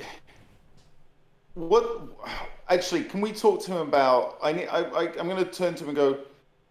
How long? I mean, what is the time frame here? What are we looking at? Have we got any scouts out looking for? Because there was an army attacked us. Have we had any word on movements because I could do with I could do with a little sit down. I'll be honest with you. Oh mate, I'm screwed. I could do with a little time to recover before we get into this, but at the same time, I understand we're in a very time sensitive. Well, I don't say that because that is not. But you know what I mean? I just want to Has he got any ideas of that? He sort of he very quickly just says they don't know is the honest answer. Judging from the time frame from what you've told everybody and what's been relayed by the Frugelhofen villagers, maybe a day at best, being optimistic, before these things descend on La Maison Tal. So they've got a day of work, a day of preparations, day of rest. So if you find this thing, you might be able to get some rest after that before the final battle descends upon this place. Right, so you're basically suggesting prioritize, get the thing. Get whatever this thing is, and then rest afterwards. All right, okay. I guess we're going then. I guess, if Jean-Michel says go get the thing first, then I guess we'll go get the things first. Ratty says with, the bags under his eyes, now a full luggage suite. Tom, out of interest, how many magic points do you currently have? I've got 5 magic points. Right, okay. How much does that rock thing cost? 3 Because that's pretty devastating. I can cast it once at the moment. Cast it once, okay. Annoyingly, most of my spells cost 3. My good spells cost 3 points, so I've got 1 spell in me at the moment, and maybe some petty magic. Can you cast that? Is that flight one you've got? Does that cost 3?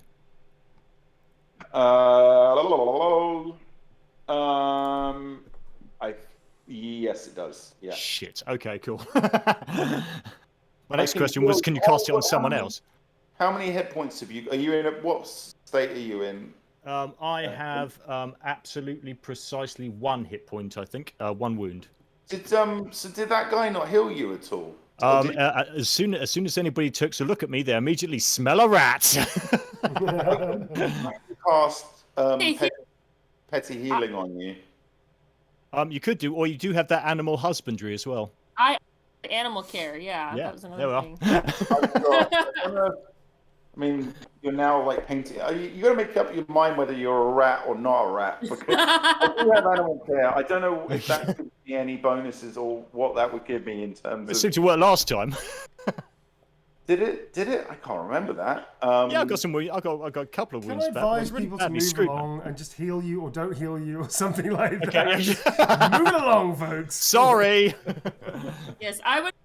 You know what? I'm already headed down. I'm already Yeah, down okay. the stairs. Come on, Fleck. I pat my thigh, and we're headed down the steps. So you just go up to the crypt door, you put the key in the lock, and then you just kick it open, and you just step straight into like the main chamber.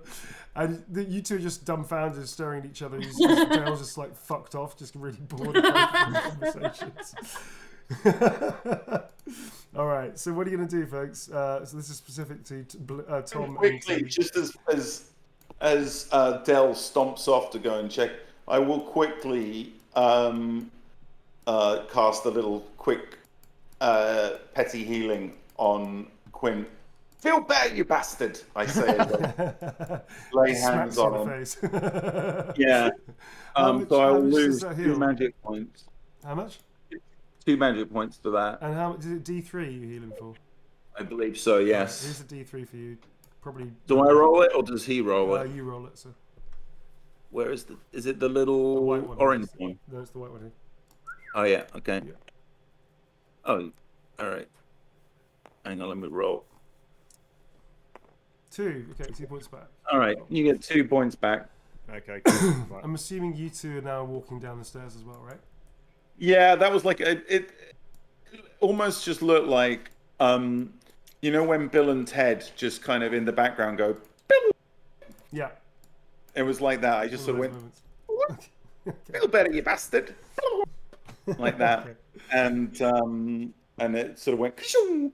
And I don't know, some of his more obvious kind of bruises and damage kind of went.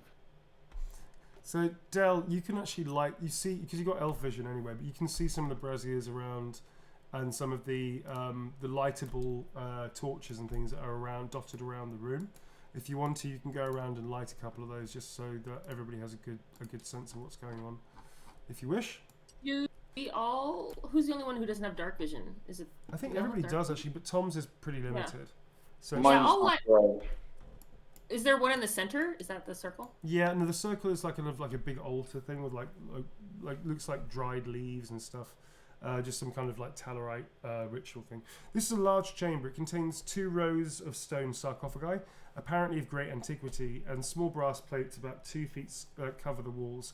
Behind the plates, you can see some of them are actually open, the niches containing bodies of skeletons of dead monks.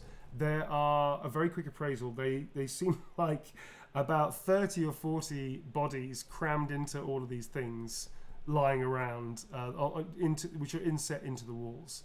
There's quite a lot of them. And Blue, I mean, take that piece of information as you wish, but they're surrounded basically by skeletons that are unanimated currently. Currently. Yeah. Well, if there's one thing I know, I feel like lighting certain torches at an altar may or may not trigger something. So we're continuing forth, right? This is just like the first room. Yeah, this is like the first room, and then there's a little corridor thing that you were told about, where there are like side chambers that might be worth investigating. I mean, I don't feel the need to light anything if we're just kind of passing through. Sure, if I have the lantern and we're all just kind of single file. No worries at all. Okay. So, unless you two have any objections, you're going to continue on down through the crypt. Yeah, if you guys wanted to look around, but I don't. I feel like if the other guy was just down here, like obviously it's not going to be. He was down in this part. He said he hadn't gone through the rest of the crypt, just the first main area. With the so I don't think we need to really thoroughly investigate this first room. No, I would say the side crypts and the last part are the ones of interest, the rooms of interest, as it were. Yeah. So actually, unless there's something else, Tom, I'm going to move you two into the extra corridor. Yeah, do it. Okay, cool. So you go into these are like side crypts. There are 3 low oak doors, blackened with age, lead off the short passage. And so there's 3 of them, not 4 of them. That's my bad. So this one doesn't exist. So these three here. They are inscriptions of different. There's very fancy writing. None of you have classical, I don't believe. I think that was Ziggy. There's fake windows through which landscapes can be seen in the monastery, and the doorways, which is a bit weird. Can everybody make an intelligence test, please?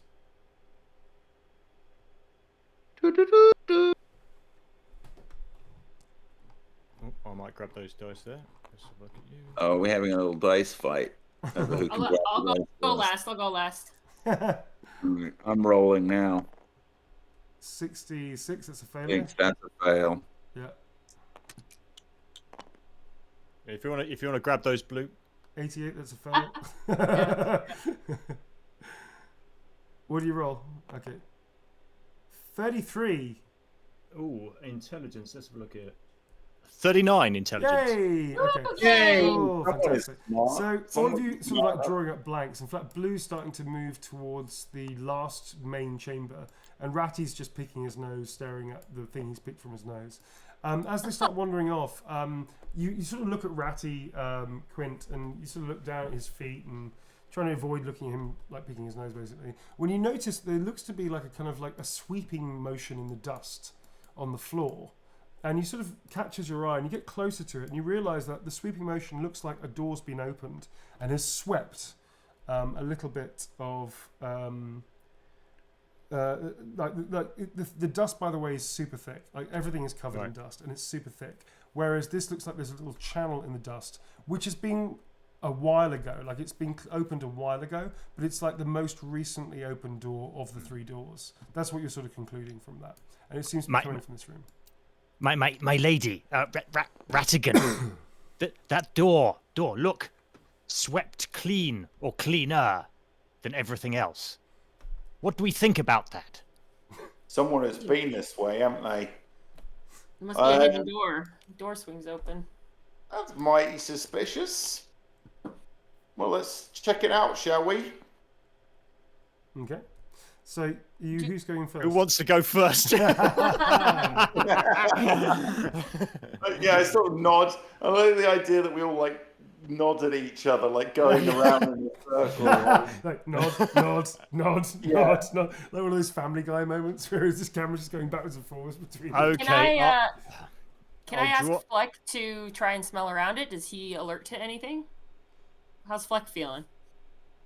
Yeah, Frank's just like his tongue's hanging out, so he's just like looking at you like, oh. My lady, a rat's nose is 3 times more sensitive than a dog's. All right. Yeah, but you got most of it burnt off, haven't you? Sorry, rub it in, old pal. Nothing but compliments. So do you smell anything then? Can I see if there's anything I can smell in there, sort of at all? Yeah, I'm going to give that a go. Yeah, smell if there's anything in there which I think is smell off or test? odd. Brilliant, love it. Yeah! Okay, so it's a smell test, so it's initiative plus 10% because you've got the skill smelling. So you've got a keen schnoz there, sir. Neil, is this a first in your dungeon mastering? This absolutely is a first. Okay. And that's almost a critical success. That's a 0-9. Also, can I just say I have spot trap and I have spot trap. Okay. Cool. Do I spot any trap? Can you, apart from this entire game, no. So if you want to make an initiative test plus 20 for your spot trap thing, you can go ahead and do that. So Clem, you start sniffing like, do you know like in those like Disney movies when you get rats, they start sniffing things, like their noses sort of like take on a whole. They're almost like a prehensile tail. They start moving in ways that noses don't move. Your nose starts doing that, like gluing to the floor and.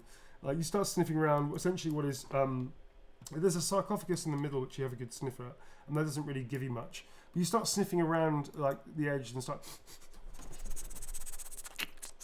like that, just sniffing around it until you get to the very edge of the corner of the room over here, and then your nose just goes like a point, like a red setter, like a pointer dog, just goes boing and just stands completely straight out because you've caught the whiff of what you think is like the rush of air going past your nose, like something sucking the air into this stone slab. Like you can only deduce that there must be a tunnel behind it, for instance, and that's what you can sniff.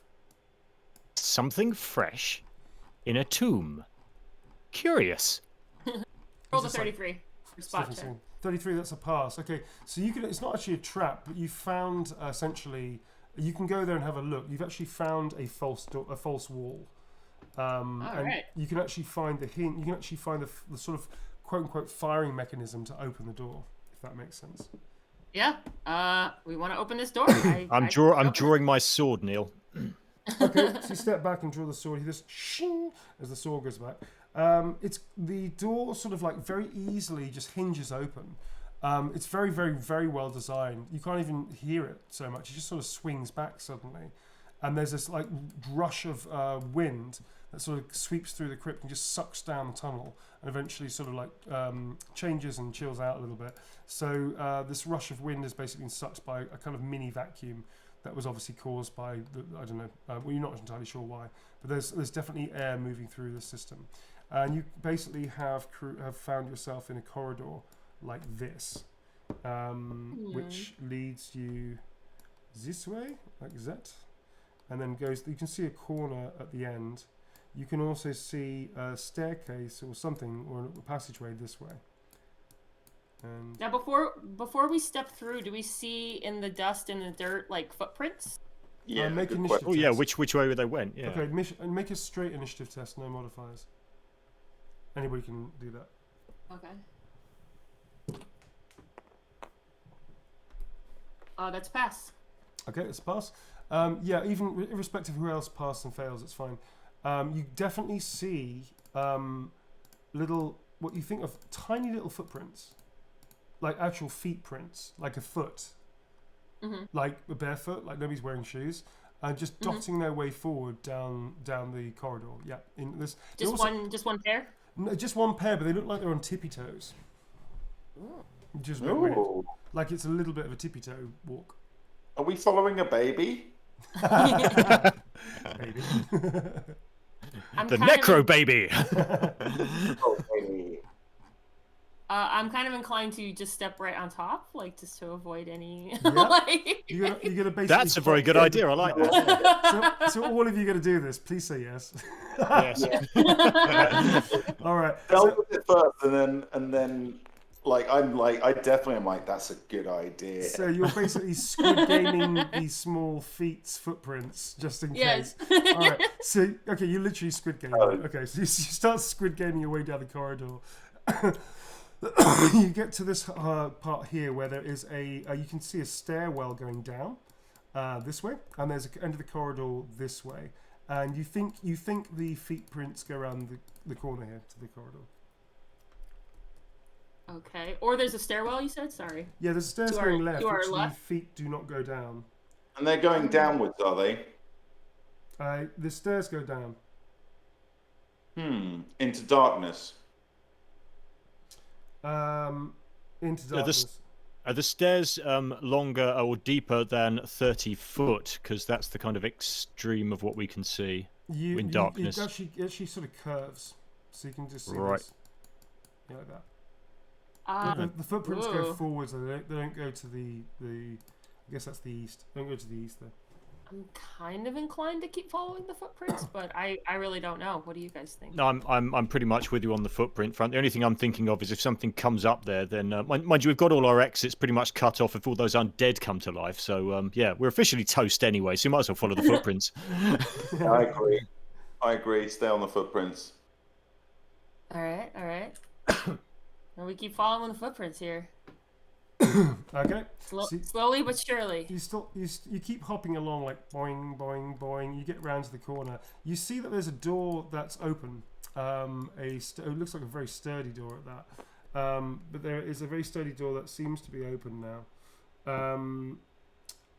It's light construction, and it leads into a room immediately beyond it, which looks like it's been covered in dust. And there is, it looks like bookshelves and things like that inside it, so this is too big. And it looks like it's like a kind of mini office or something. You can also see like another doorway beyond that as well. Okay, where do the footprints go? The footprints go into the dusty room, and you see them. You're gonna go up to the doorway and go in to have a look in. Yeah. If anybody has urban sneak or any other sort of sneaking thing, it might be useful to use that at this point in I time. could So I'm not produce a entirely light. sure. You know, I've got a magic light. I could, by the way, I could light us. Or do we? That's literally the opposite of sneak, Tom. That's more hello. That's a very good point. I had not thought. I was like, shall I just call attention to us with my light? I guess I will use the light then. Closest thing I have is I have concealment, but I feel like that's not in a hallway. Like, I'm able to get away. Okay. I have silent move. Yeah, so do I. I think maybe we two should take the front and try and do a silent move into here because this is getting quite far in at the moment, and there might be something in here. Overall, which this is not. So okay, I'll be behind you. I've got your backs. I'm sort of, but yeah, I'll let you guys go first. Okay. Right. Okay. We're sneaking in, Neil. All right. So are you going to roll your dice for sneaking? What am I rolling? You're going to roll initiative plus any skills that you have. Oh, that's a fail. Where's your fail? How much did you get? What do you get? I got 85. Oh, that's okay, fine. So basically, who's going first? Who was going first? That was going to be me. Okay, fine. So you go in there, you turn around because you're like sneaking really well. You turn around, you give a big old like Quint thumbs up, and then you immediately smash into what looks to be like a one of those like old-fashioned what do you call it? Almost like a standing bookcase, and it just smashes to the ground, and books fly everywhere. And you can turn on that light if you like now. Yeah, it just like literally just explodes with books and sheets and letters everywhere, and it just like crashes around. And that also smashes into what looks like a drum, and it has like this metal part to the drum, and it goes like that, and then it just like the drum rolls like and just like slams into the door on the other side of the room. Were there any symbols and stuff? Yeah, there was a whole bunch of clashing symbols. down. Yeah, inexplicably there was like a custard pie that got thrown from somewhere. I can't stop making noise. Then he stands on a rake which smashes him in the nose. Like it's just haywire. It goes mad. Okay, so you basically fucked that up spectacularly. So this is like a disused lounge. It's got a couple of old armchairs, a small bookcase, a rosewood side table, etc. However, there's a door that is actually ajar, which leads to another chamber, except it looks a bit weird. The chamber looks very big, but there seems to be like a walkway in the center of the chamber, which is weird. And the door's open. And you think you can see, well, you don't see a light or anything like that, but the door's slightly ajar, so you can definitely see it's open. And there is a walkway leading to the other side. Okay. Do we want? I'm assuming there's no real significance to all the different books. We don't see anything like shiny or what we're looking for. Not at the moment, no. You can't see anything particularly shiny. No, it's just. I mean, also, it doesn't look like anybody's touched it. Apart from Quint, it doesn't look like the room's been touched. Yeah. Oh, I touched this room. All right. I think we just keep proceeding. Yeah, I think we can come back for books later. We need to. Where do the footprints go is one question, and also I am going to look as I go in. I can't read, but I'm going to just see if I can sense any kind of. Oh, you've got magic sense, haven't you? Yes. Cool. Make a willpower test, then, buddy. Okay. What's your willpower first and foremost? My willpower is not great. It is 37. Okay, so you need 37. It's just a simple test. We're gonna sort of reach out with the force and try and find something worth nabbing. Yes. Stealing, I think, is the term. Right. Okay. Here we go. It's called grave robbing. 99 is a critical failure. Oh no! Wow. Nice. Wow. What kind of hell book have you picked up? Okay, so I'm gonna go with something. You find something extremely magical. It throbs with power, so much so that it almost overwhelms you. And it's a book. You sort of like feel yourself drawn to it, and it's just something you're feeling in your bodies that this thing's going to help you against the fight that you're going up against. This thing can help you. and you're not sure how or why, but something in this book is going to absolutely help you to gain power and defeat your enemies. That's how you feel. All you have to do is open it. Oh god, it's a Necronomicon.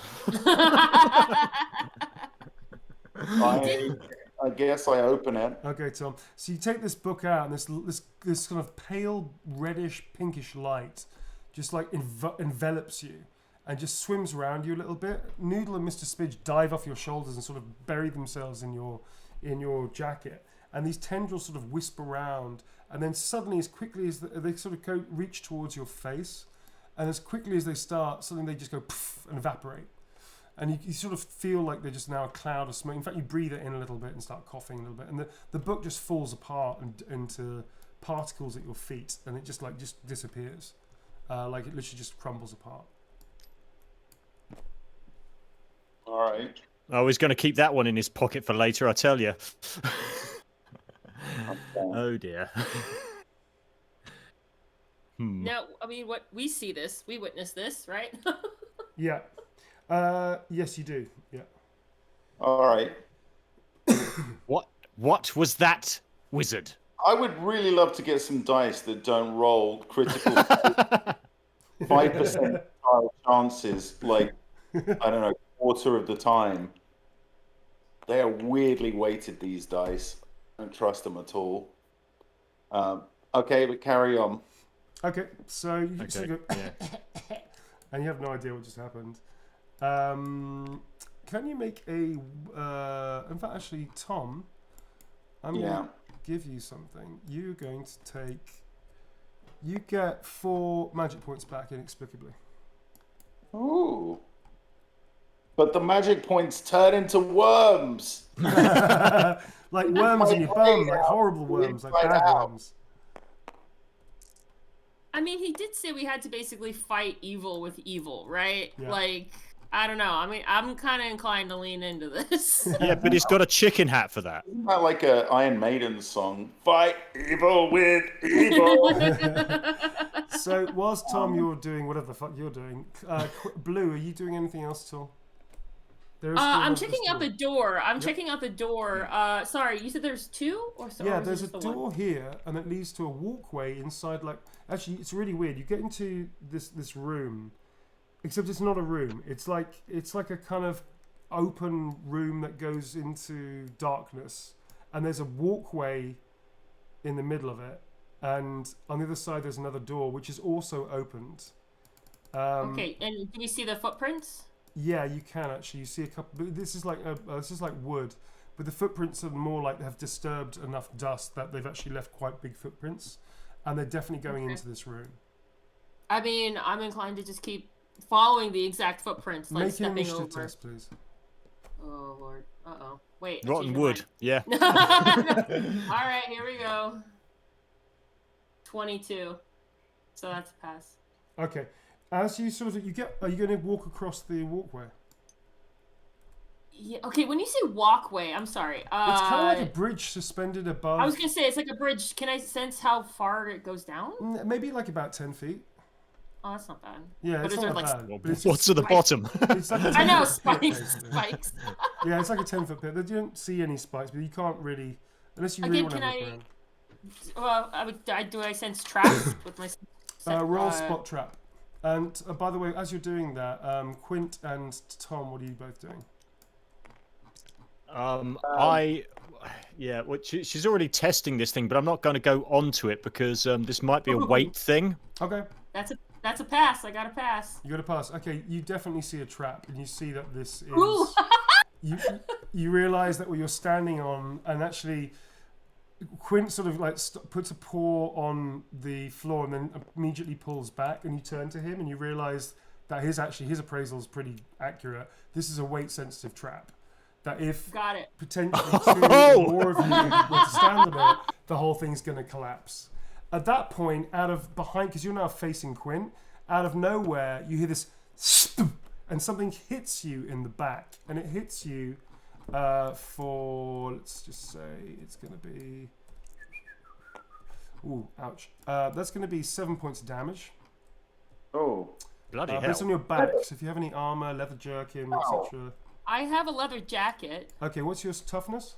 and my shield is on my back. Excellent. So that's 2 points of 2 points 2 points down. So that's 5 points. What's your toughness?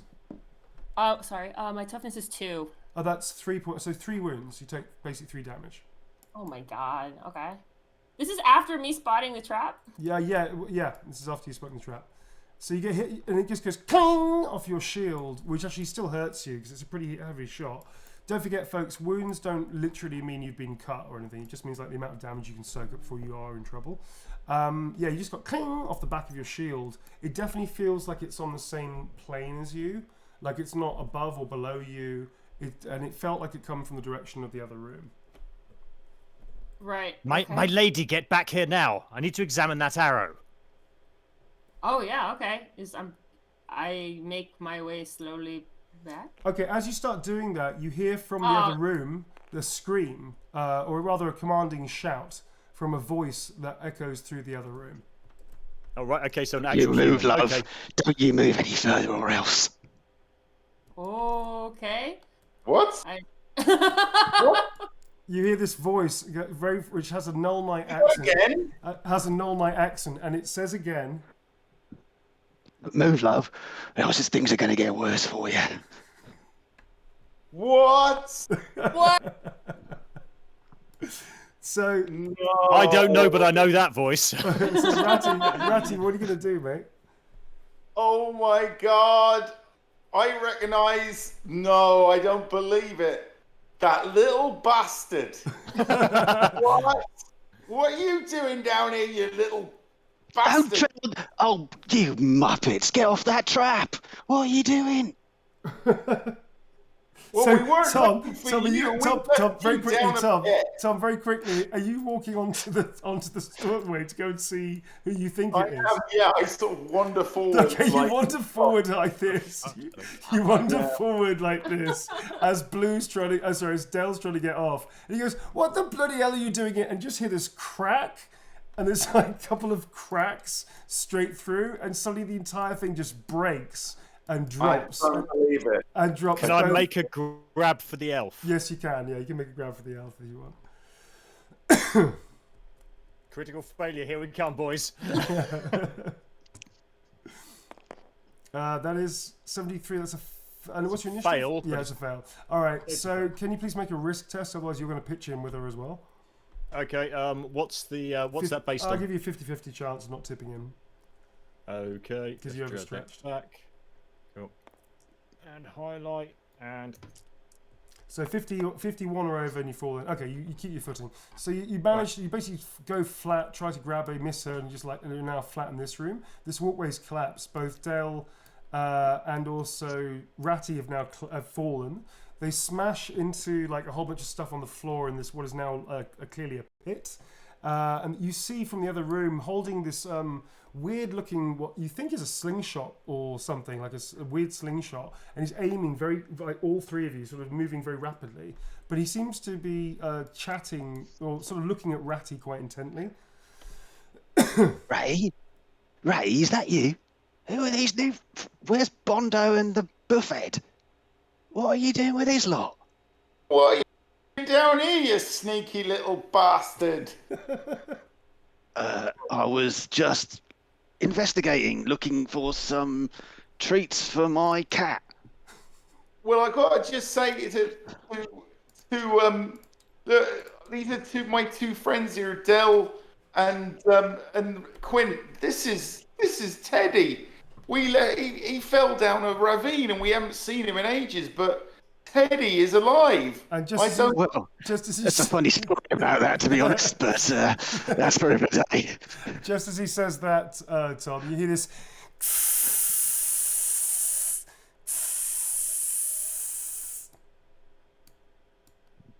What? You see this like hissing sounds coming all around you from the pit. right. I'm getting. So what? We've got a reunion, and then what? We're all going to get gassed. Well, it's more like snakes than gas, I would say. Oh, snakes. Why did it have to be snakes? There you go, folks. God. On that note, I'm afraid we're going to have to call it quits. Sorry, it's a bit ramshackle today. So, yes, we have our fourth Vagabond back. Say hello to Pete, who is playing Teddy Wheatpasture. Hey, Pete! Hi guys, thanks for having me back. Teddy Wheatpasture. Teddy Wheatpasture, lovable rogue. Obfuscationist obfuscationist extraordinaire. That's what I was trying to say, Exactly. but that's difficult. Yeah, it's Not the shortest member of the party anymore. Yay! Okay, so that's it, folks. So the big news is that we're holding here, obviously, folks. But the big news is that Pete's back. Teddy Wheatpasture is now back in the clan, and perhaps not a moment too soon, because obviously they need all the help they can get, especially surrounded by a dozen snakes or more. Why Teddy was away, what happened to Teddy, and why he's back should be revealed in a special update, a special one-off episode which we're collating and putting together, which will be playing at some point before Christmas, ideally. With that bombshell news, thanks very much, folks. Sorry about the technical difficulties we had earlier and a bit of a rough start, but we appreciate the fact you're still here. Thank you very much to all the Vagabonds, and especially to Pete coming back. Hi, Pete. It's amazing. I wasn't expecting that at all. Did I get I'm you? so nervous. Did we get you? Did Pete and I get you, Tom? Yeah, the footprints we were following, they were Teddy's, right? Yeah, they were Teddy's. Yeah. He's basically half-inching this fucking crypt. I'm looking for treats. What are you talking about? Oh, sure, yeah, treats. That's all I can say to that. All right. Blimey. Well, thanks again, Vagabonds, for playing. Thank you very much, listeners and watchers for watching and twitching. And thank you to our mods and also Discord mods. We are going to call it quits here today. The next game will maybe, depending on every schedule in the next few weeks, we're going to try and get one more in between now and Christmas if we can. And also there's going to be a special which we will release as soon as we've done it. And that will be a special for people to watch. What happened to Teddy? What happened to Teddy? Where the fuck has Teddy been? And why is he not holding a grudge unless he goes he is? He fell down a ravine. Was he alive? Yeah. Yeah. All right, folks. Thanks very much. Have a great night. Be safe, be well, and we'll see you soon. Cheers, folks. Bye. Bye. Bye. Bye. Thanks, chat. Bye-bye.